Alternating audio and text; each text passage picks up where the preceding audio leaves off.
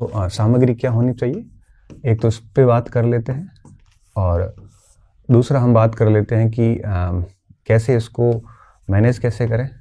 और जहाँ तक मटेरियल की बात है तो आपके पास जो है वो सही है, लेकिन मैं मेरा मत दे दूंगा कोई अगर नया स्टूडेंट है तो मुझे लगता है कि मैं मेरा एक व्यू रख दूंगा कि अगर आपके पास में पहले से कोई मटेरियल है और आपको लगता है कि वो पर्याप्त है तो फिर आप है वो उस पे रहिए, इसको चेंज करने की आवश्यकता नहीं।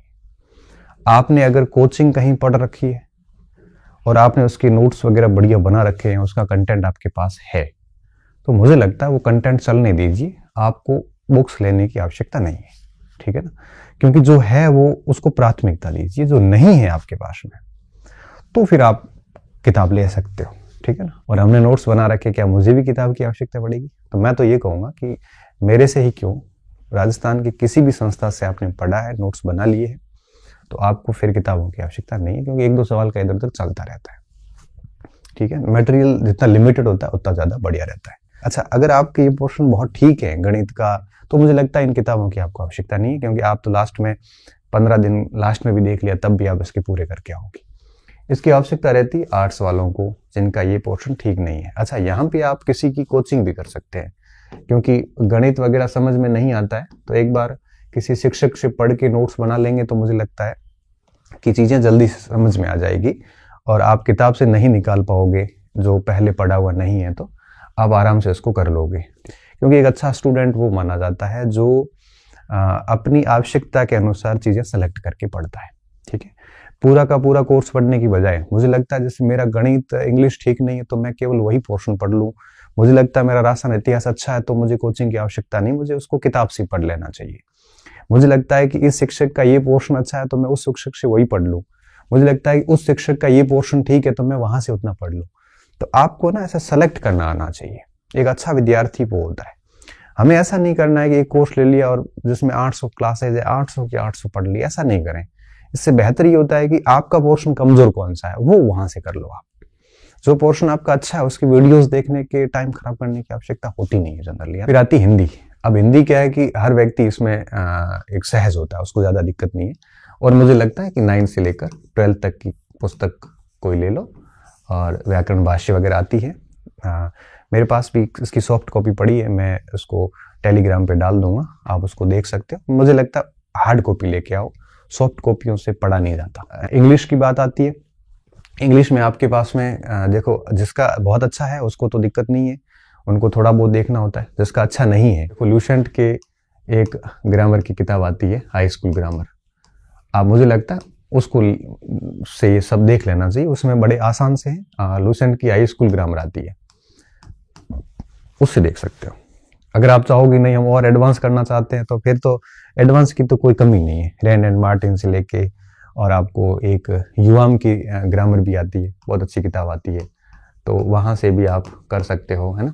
लेकिन मुझे लगता है लूसेंट वगैरह से आप देख लोगे ना सामान्य, तो मोटा मोटा ये सारा हो जाता है। हाँ जी, के आपको सिर्फ एक बिंदु ही कहूंगा कि आप जो है हर भाग की एक से अधिक किताब मत रखना बस, है ना। और एक से अधिक किताब रखोगे तो इसका आपको लॉस है। और किताब चेंज भी मत करो, आपके पास जो है वो पढ़ते रहने दो। लेकिन राजस्थान जी के में मैं एक एक की बात करूं। सबसे पहले मैं बात हूँ जियोग्राफी में, राजस्थान का भूगोल, केवल राजस्थान का जियोग्राफी आएगा इसमें। देखो नया पुराना कुछ भी नहीं। अगर मैं ऑथेंटिक किताबों की बात करूं, ऑथेंटिक, तो देखो हरिमोहन सक्सेना की आती है जो बिल्कुल अभी हाल फिलहाल अपडेट है नहीं, तो इसको तो मैं अभी सजेस्ट नहीं कर पाऊंगा। गाइड की श्रेणी में आजकल देखो एक तो नाथ आती है, ठीक है, एक आती है बिंदवाल की और एक आती है संकल्प की संजय चौधरी, है ना। ये 3 किताबें मुझे ठीक लगी। उसके बाद बात आती है आपके राजस्थान की राज व्यवस्था। अभी हाल फिलहाल अगर मैं बताऊं तो मैं वापस वही नाम लूंगा राहुल चौधरी का, जिसकी किताब मुझे यूं लगता है कि काफी पूर्ण किताब है। उसके बाद में आती राजस्थान का इतिहास संस्कृति की नाथ भी आती है और दिंदवाल भी आती है। इसलिए मैं कह रहा हूं कि आपके पास जो भी किताब है उसी को पढ़िए, है ना, उसी को पढ़िए आप। और कोशिश ये कीजिए कि चेंज मत कीजिए आप। और आपके पास कोई किताब नहीं है तो इनमें से एक आदि देख लो और लेके आ जाओ। और कोशिश यही करो कि छोटी किताब ही लाओ, क्योंकि बड़ी किताबें फिर पढ़ी नहीं जाती। जैसे पन्नौर माया तो इतना सारा लिखा है कि व्यक्ति हालत खराब हो जाती है। लक्ष्य इतनी मुझे अपडेट लगी नहीं, सही बता रहा हूँ, ठीक है। उसके बाद में आता है करंट अफेयर्स, और 1 साल या 6 माह का बढ़िया करंट तैयार कर ले, या 1 साल का।